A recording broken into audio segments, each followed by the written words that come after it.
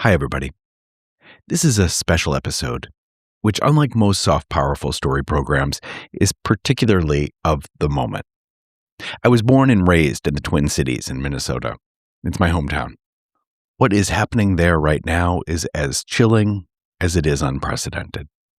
And though I currently live in Europe, I spend every day feeling Minnesota, as I hope you do too.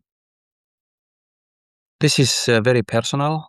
It kind of triggers my own experience in the camps when we, were attacked by some of the residents who did not want us to be in Kenya when we moved to Kenya. So on professional front, on a personal front, heavy emotions and deep concern for the safety of people that I love and care about.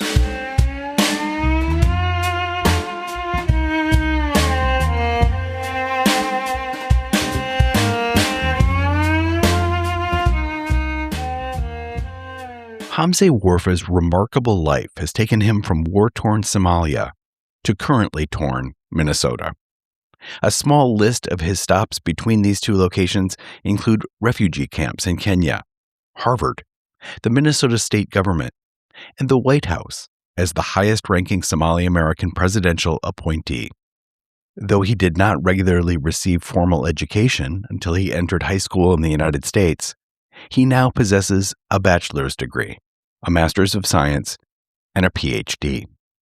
Currently, he is the CEO of World Savvy, an educational nonprofit.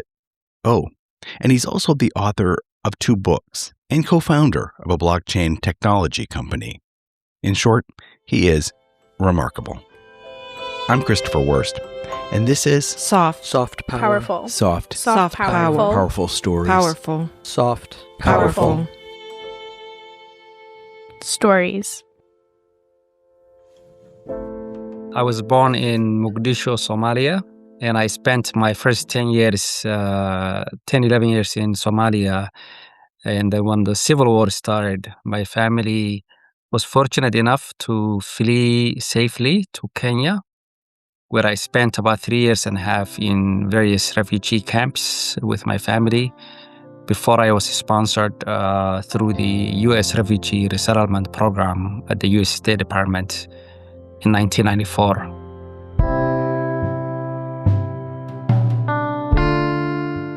I lost, friends to the war.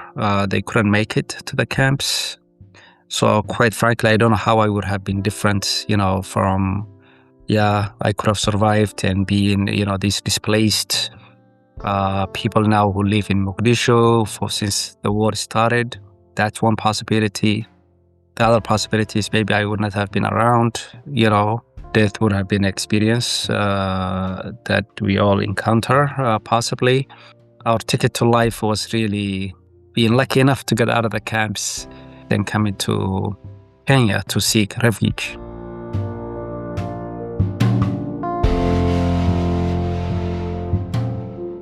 We didn't have a formal education.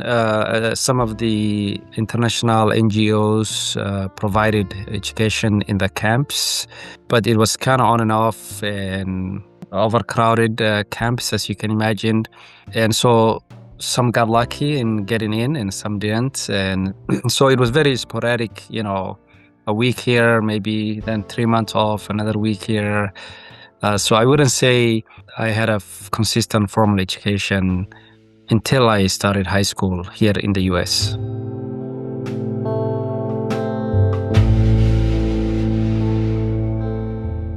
What were your impressions about the United States at that age?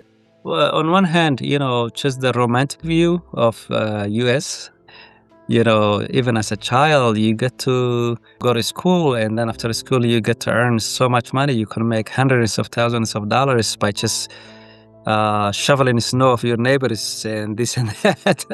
Hollywood and sports. I was a soccer fan and a soccer player, so not much we were looking forward to the U.S. about soccer, but tennis and basketball and which, actually my country of origin, Somalia, had a very successful basketball team before the war that it was globally known, and so there was some excitement, a lot of excitement, I should say, around those.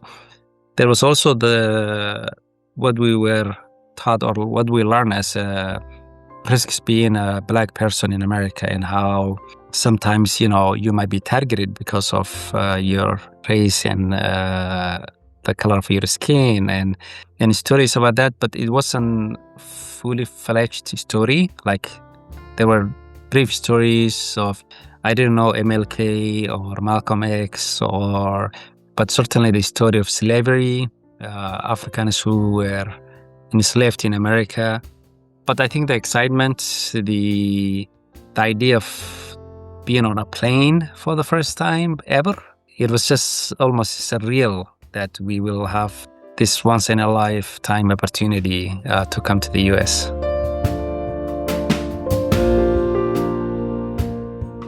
Where I spent the longest in my life is California.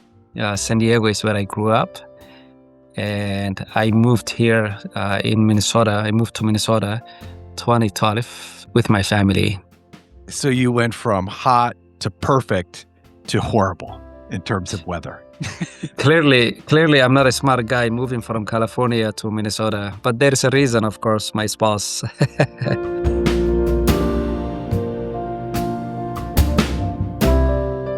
I had this experience of, first, I started freshman in high school in Denver, Colorado, in a neighborhood where we were the only Somali, African, Muslim, Black family in that neighborhood.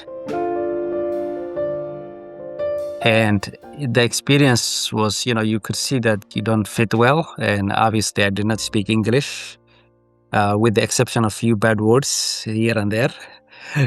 Then after the first year, my family moved to San Diego, California, in a neighborhood called City Heights in San Diego. And in few blocks of neighborhoods, you had more than dozens of languages spoken. So very multicultural, multi-ethnic, a lot of people with refugee background coming from Southeast Asia and Africa, other parts of Africa. So that experience was a lot different than the experience I had in my freshman in South High School in Denver, Colorado. So I would say I had both what am I doing here, being the only person, to one where I'm like, damn, where are white people? I'm just seeing a lot of people that look like me. So I had both experiences, which really, for me, solidified, what I was beginning to understand about America, which was a melting pot, multi-ethnic, multiracial democracy that is aiming for higher ideals, but are not there yet. And so I think that really was important formation coming at the tender age of my teens to the U.S.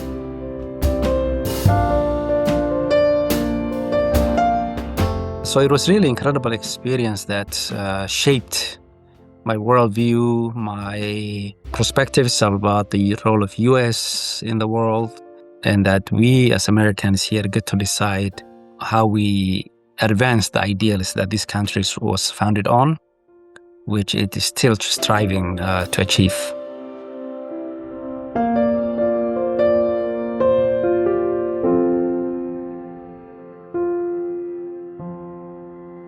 My father passed away when I was a child. My mother and elder siblings always emphasized computer science, pharmacy, doctor, or, for my sister's nurse, right? That was kind of always the choices. So I always thought of pharmacy, for becoming a pharmacist as somewhat interest of mine. But I didn't really have strong feelings one way or another. And then when I came here, it took me a while to kind of figure it out because I kept changing my mind. After not having great success with my physics and chemistry classes, I was like, this is not for me. Let me figure out something else. I studied computer information systems, business administration briefly, but I ended up studying political science because that experience in San Diego really formed this strong commitment to public service. It also reminded me that, before my father passed away, he always made a special prayer for us after we eat, which was that we might be may you be useful to society. And so that was always a daily prayer that my dad did, that, it really mattered to him that we were serving humanity, and that he was not a politician. He was a businessman working on livestock business from Somalia to the Middle East. Very charitable person. Hated politics. Never wanted to be involved in politics. Didn't see any of his siblings being involved in politics. I mean, his kids being involved in politics. So combine that with my own lived experience in San Diego was instrumental in shaping me to think about how to serve others.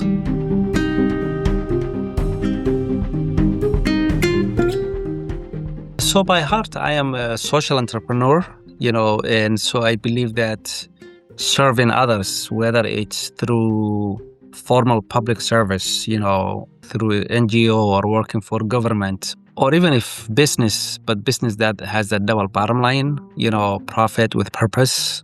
Whatever we're doing, we have to add value to society. We have to meet a need that someone has. It's always my philosophy to this day, which if you look back my career, over the last 25 years, I spent in NGO and government and social entrepreneurship, building products that is serving humanity. So I think that you can see that kind of as a through line, of my both education and work experience and community building work. And of course, the interest kind of changes, right? Of like, I'm going to focus on healthcare, I'm going to focus on this. But the ultimate goal remains the same, which is serving others.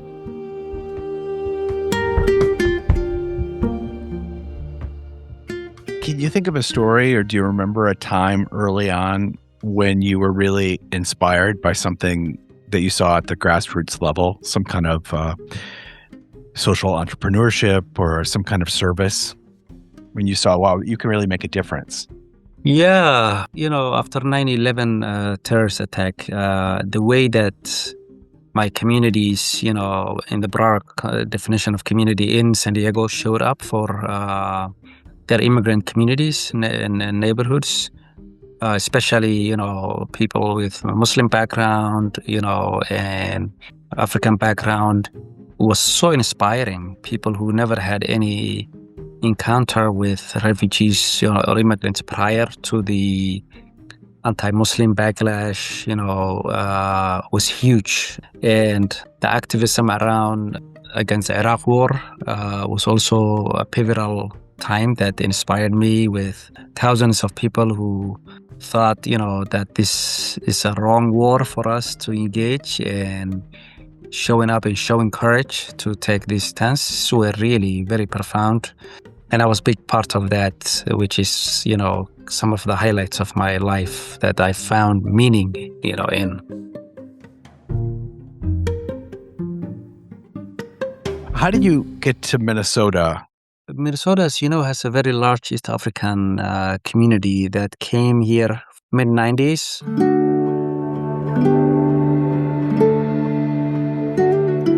Mostly for job opportunities and the sense of welcoming, the Midwestern hospitality. But this is a place for hardworking, very committed people who believe in shared responsibility, but also a place that welcomes strangers and gives them the opportunity to be part of their community. So the community was already very large here, by early 2000s. So I used to come here, I have family, extended family, my sister moved here early on. So I would visit from time to time. Didn't really like the cold weather. Personally, I'm one of those people who, if it was my way, I would have never moved from San Diego, 70 degrees all year round. You can never get wrong with that. But I met my wife here in Minnesota, who's also ethnically Somali. And so when we got married, we moved to San Diego. But after some time, she said, Nah, I want to be closer to my family. The weather in San Diego is too boring for me, is what she said, truly, because she likes the seasonal changes. And I was like, okay, I guess we are moving then. And I had this impression that, there was 4-season weather in Minnesota, only to come and realize there's a construction season, there's winter season, no other seasons. So Oh, you missed mosquito season. yeah, mosquito, yes, you're right.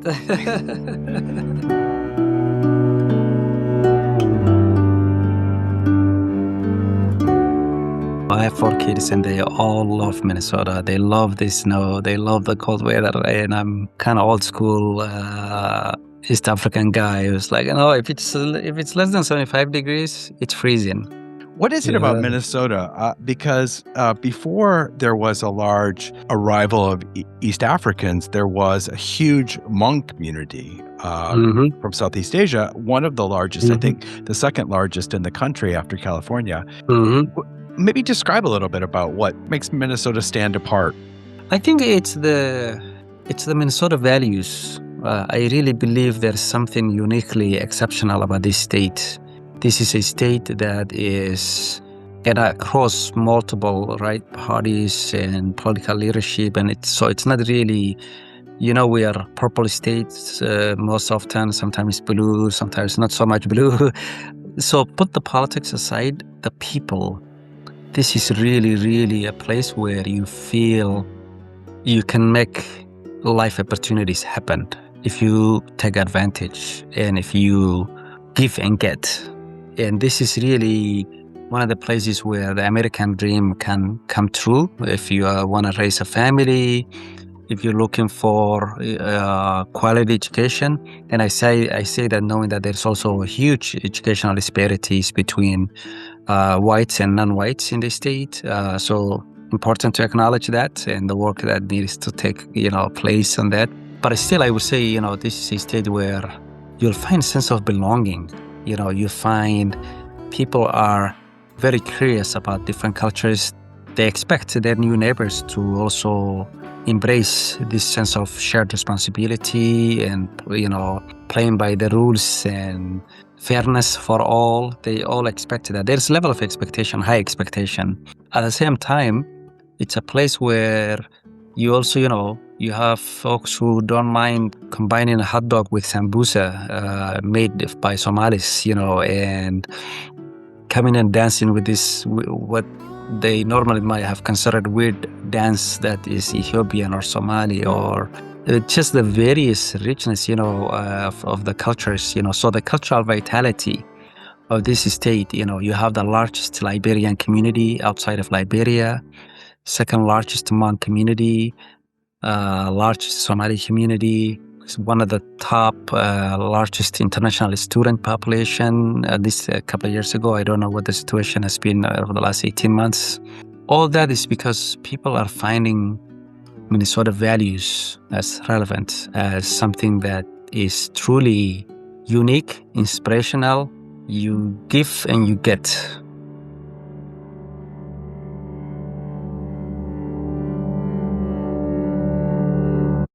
So what are little bits of Minnesota that you have now taken on that you that have become part of you? Yeah, the Minnesota nice is both in its complexity of it, right? I recently published my second book, which has what I consider to be universal leadership practices, and there are 12 leadership practices. To me, Minnesota speaks to these, the ones that I feel like, Minnesota influenced me so much is humility, having humility as a person. These are the most down-to-earth people you will find. Generally speaking, right? The state is not monolithic, right? And people are not, even in subcultures. It's a place also that gives chances to people who are looking for a second chance in life. It's a place where dignity is always uplifted, but it's also a place that acknowledges its challenges, the inequalities that exist. Like I mentioned, the education achievement gap is real. It's a state where employment opportunities are immense. Just think about this. In the next 10 years, 70% of the population growth will be coming from communities of color in this state. So it's a state that is embracing the demographic change and don't want it just to happen to them, but they want to prepare for it. It's a state that wants to prepare for it by investing in education, by investing in, workforce, in investing in understanding that, we have a lot of formidable challenges to tackle as a state. And that acknowledgement and recognition is a big deal.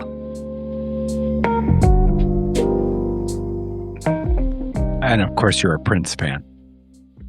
Yeah, of course. Yeah. Of course. I'll take elements of that with me anywhere I go. For reasons that I will get into later, but I was listening to an interview with the police chief, and he was talking about the problems that the police and the community had confronted post George Floyd and how they had really tried to make an effort to learn from that tragedy, and talked about the amount of Somali-American police officers in the Minneapolis police force. And it got me thinking about just how embedded the Somali community is in all facets of life. And you were the highest ranking member of the Minnesota state government. Can you speak to that a little bit?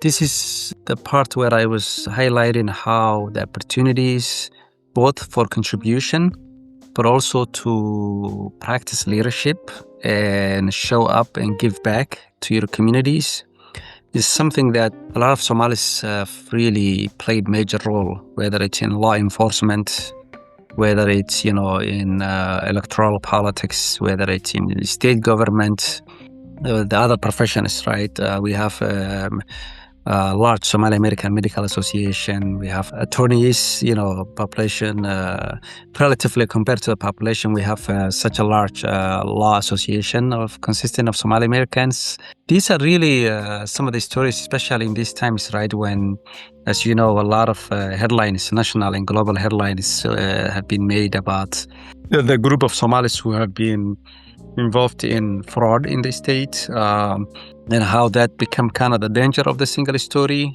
where people are now, some people are actually putting synonym Somali and fraud in Minnesota, when in fact it's much more nuanced, and the danger of the single story is real.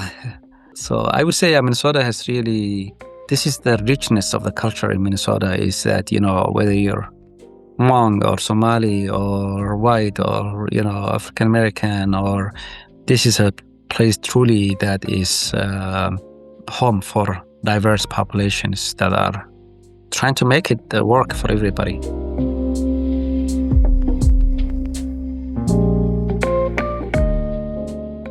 Part of your role with the Minnesota state government was working on programs of inclusion and for refugee and immigrant populations.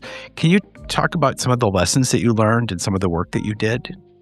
Yeah, I think how much our state needs each one of us who consider Minnesota home to take care of our aging population, to also take care of our new population, to really build on the prosperity of this state economically, civically. It's going to require all of us to really recognize everyone has a role to play, and that the complexities of the problems that we're facing, demographic change, technological change, we are living in a time when disinformation, misinformation is taking, roots in communities, especially in Minnesota these days. We have political polarization. As you know, last summer we had the tragedy of political assassinations with the Speaker of the House, Minnesota House, and a Minnesota State Senator. So I think for me, here's how I'm thinking, at least in this year that we enter 2026. We have two big storms that we're dealing with. One is the role of AI, the transformative change and the pace and change in which the AI is transforming our state and country and globally. big deal. I think a lot of people are not awakened to yet. I'm actually finishing up my third book focusing on this, how leaders can harness AI to connect, to align workforce, education, and governance. Otherwise, we're going to be in a deep, deep trouble.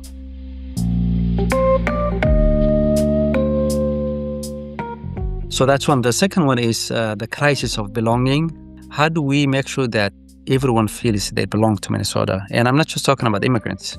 I'm also talking about long-term residents, white male who feel like, this theory of, the great replacement. And, I don't think we pay enough attention to address the grievances, some real, some perceived.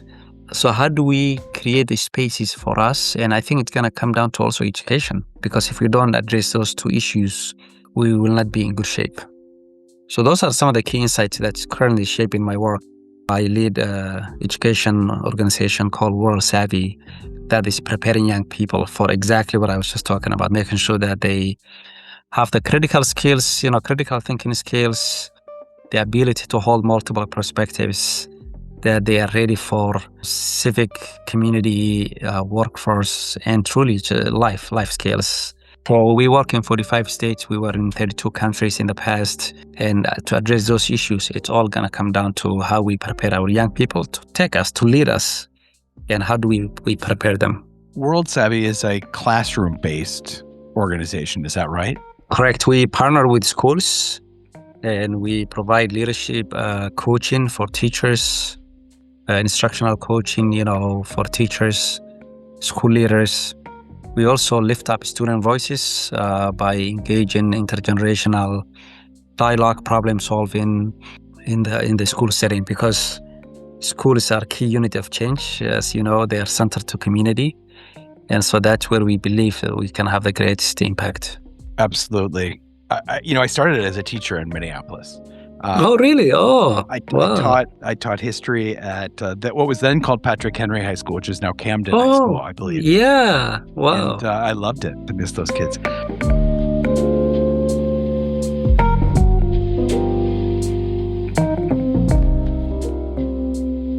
I want to go back to something, because when I said that you worked in the state government and I said for, refugee services, immigration, and you said new community, that was something that was a intentional term that you were using in the government, right? And I think maybe can you talk about that a little bit, because I think it's really important, and I think the way that people use language really changes the way people think, and I think that this is a really important point. I would love to stay on it for a minute. It's new community, from my perspective, is an important terminology, because it's not only the newcomers who came, but it's also those who have been here. It's a new community for them too, because they're experiencing vastly different cultural exchanges and interactions with people they have never known. I bet some people never heard Somalia before in mid-90s. It's a new community because those who are coming and now calling Minnesota home, it's their new community. Those who lived there, it's a new community because it doesn't certainly look like how it was in the early 1980s when they lived here, right? And you had overwhelmingly, white population where you kind of knew, pretty much everyone in your neighborhood by name and their heritage, mostly from Europe, unless they were native Indians, right? So I think it's sense that we're building something new. That's not to say, anyone needs to leave their unique identities behind, but we co-create a new community by mixing and intermingling the different parts of us that we are very proud of, and rethinking about our governance model also is very important on that front. So part of that, we created an office called New Office of Americans in state government that I helped to lead and create with the support and direction of the governor of the state. And it was really just recognition that there's unique challenge and opportunities to serve new Americans that is going to benefit all of us as a state. And so addressing structural challenges that, whether it's language barrier, legal services, workforce training. When I was leading the workforce system for the state, at one point we had 146,000 job vacancies. For every 2 positions, we only had 1 person possibly who could fill. So not enough people who could fill the jobs that we have as a state. The economic prosperity of our state depends on how we prepare our workforce and how we invest in our new communities that require the support to integrate fully into our state and the vibrancy of our culture.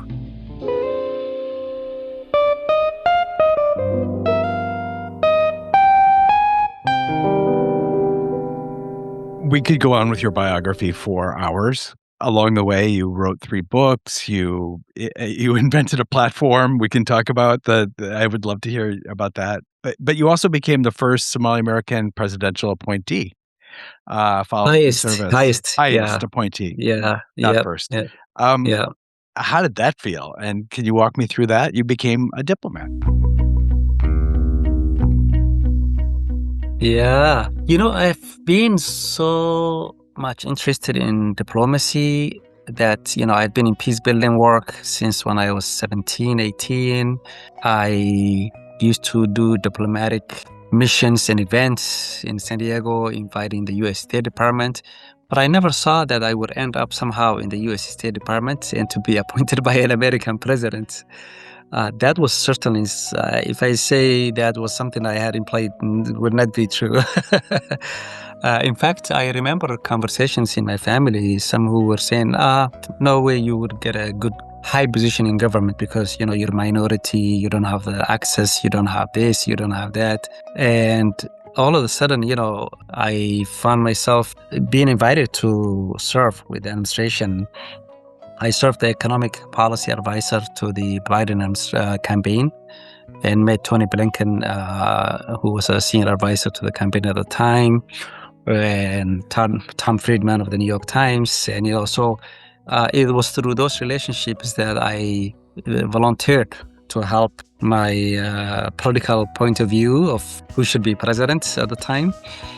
But honestly, I didn't have any interest of serving or joining the administration. I was happy with my state government, workforce training, workforce development job. And then I got this email that just said, we would love you to join the new administration. This is November 2020. If you're interested, please complete this form. And I was like, whoa, wait a minute. This looks like spam to me. Who gets to be invited by the White House transition teams to, to explore possibility of joining administration? I was like, nah, I'm not opening this link. This is definitely spam. So I had to confirm, and one of the folks who was CC'd on that email was someone I recognized. And so I completed, and I was like, okay, let's see how this goes. I had a conversation with Governor Tim Walz, and he said, yeah, I think you should go for it if it works out.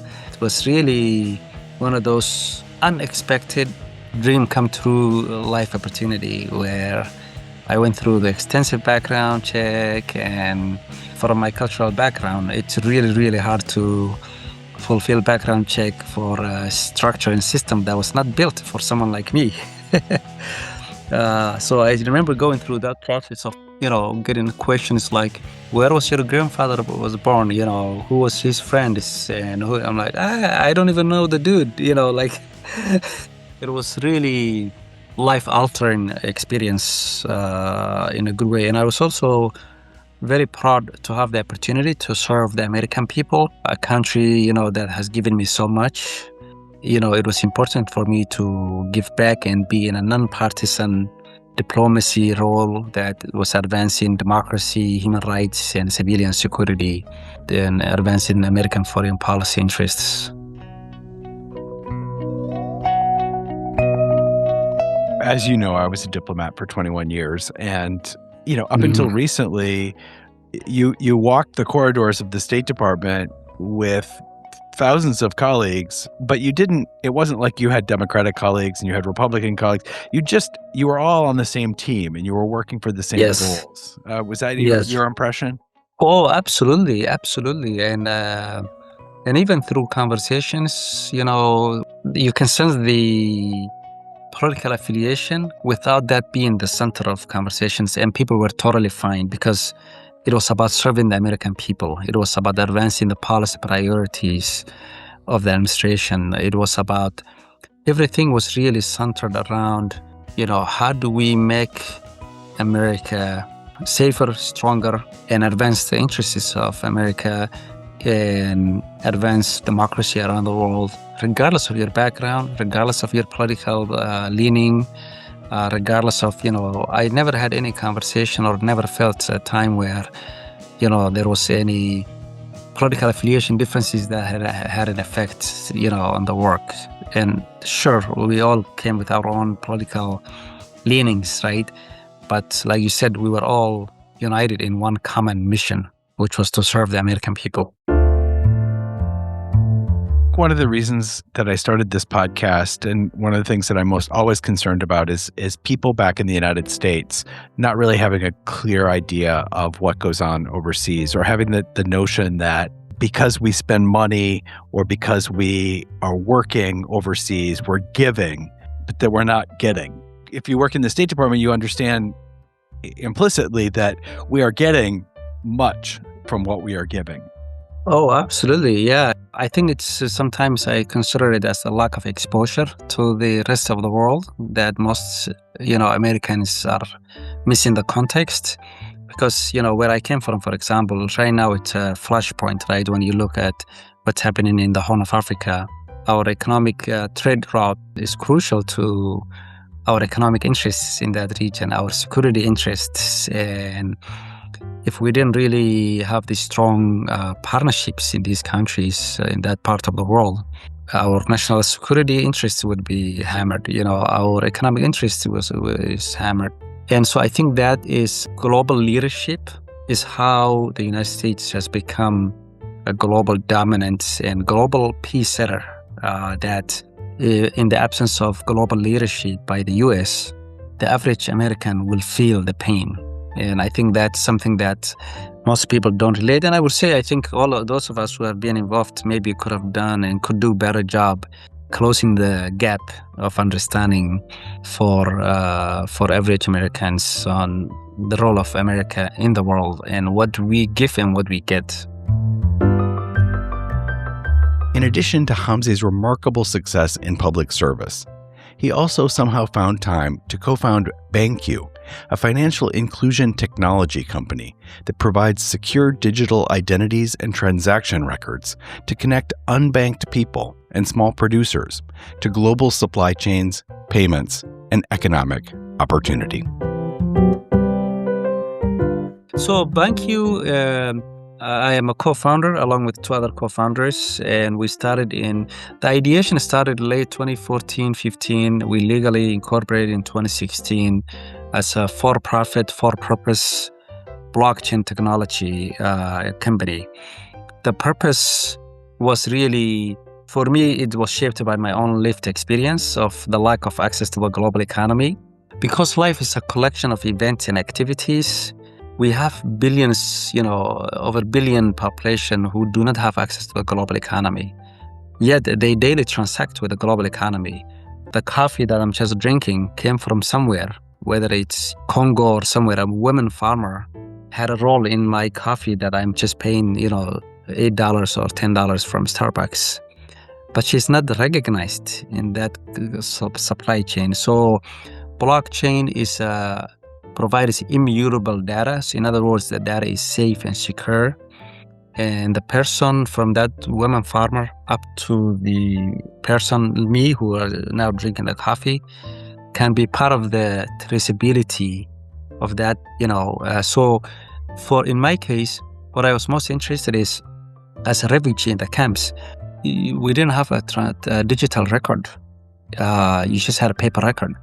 So if you move from one camp to another, as my family did, you might repeat immunization shots because you don't have the new camp may say, well, we don't either recognize the paper you have, it might be forgery, or you might not even have the paper anymore because your life was just always on the go. So by having a digital record permanent record that the person owns and shares with NGOs, with governments, with this, and it's 100% secured, and the ownership of that data belongs to the person. That is what we created, and we worked in over 50 countries. During the pandemic, we were able to help with supply chain traceability and transparency for people. So it's a huge economic empowerment. It's also huge, basically creating opportunity for cross-sectoral partnership that advances economic interest. I can't believe I asked you to explain something involving blockchain in a minute, but you did a masterful job. No, that's I could spend hours just talking about it.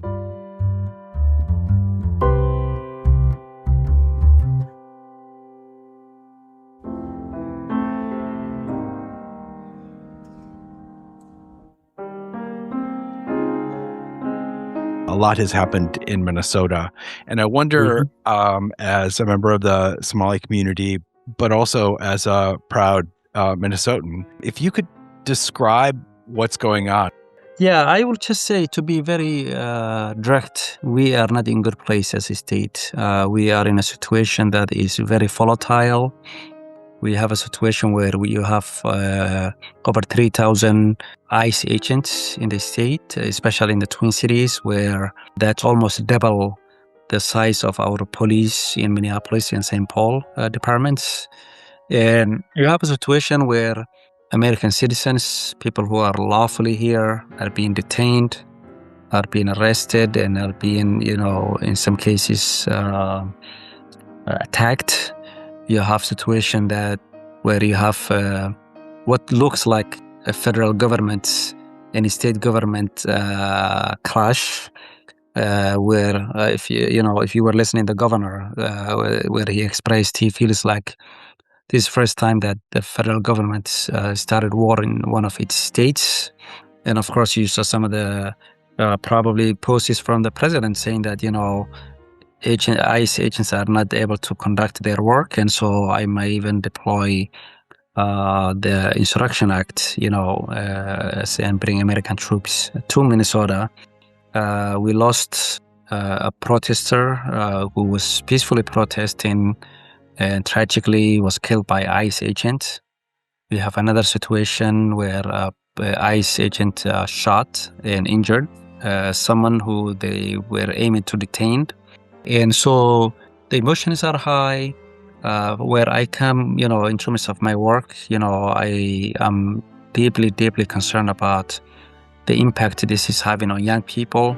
There were aggressive approach from ICE in entering some schools and arresting parents who just dropped off their kids.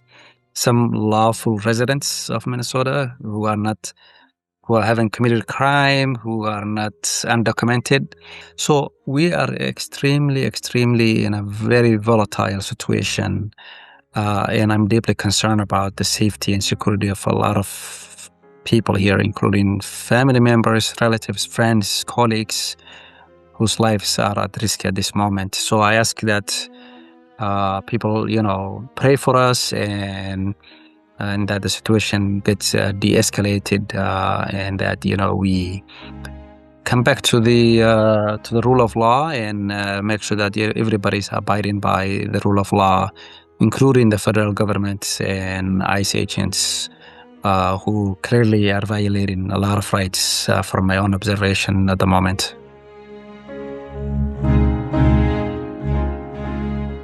How does it affect you personally? If you get up in the morning and you leave the house, walk me through your day. Yeah, well, I am a CEO of an organization that works with schools and with teachers, and so this is really. I'm an immigrant also. I have people who have been arrested who have been here legally, never committed any crime. So this is very personal. It kind of triggers my own experience in the camps when we, were attacked by some of the presidents who did not want us to be in Kenya when we moved to Kenya. So on professional front, on a personal front, heavy emotions and deep concern for the safety of people that I love and care about.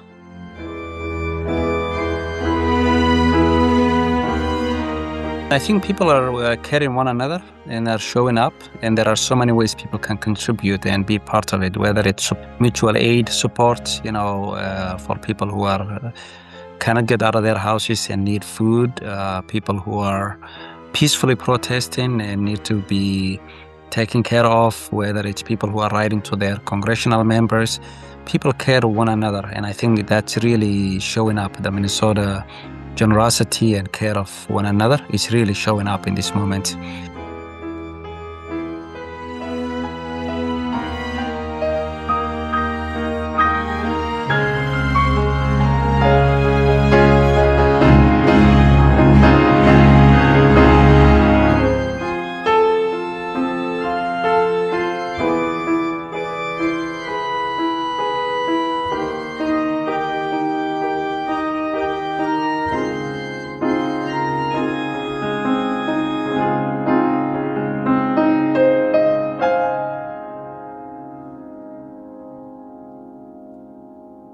Hamse Warfa is the CEO of World Savvy, a nonprofit organization that equips educators and students with the skills, perspectives, and global awareness needed to thrive in an interconnected world and drive positive social change.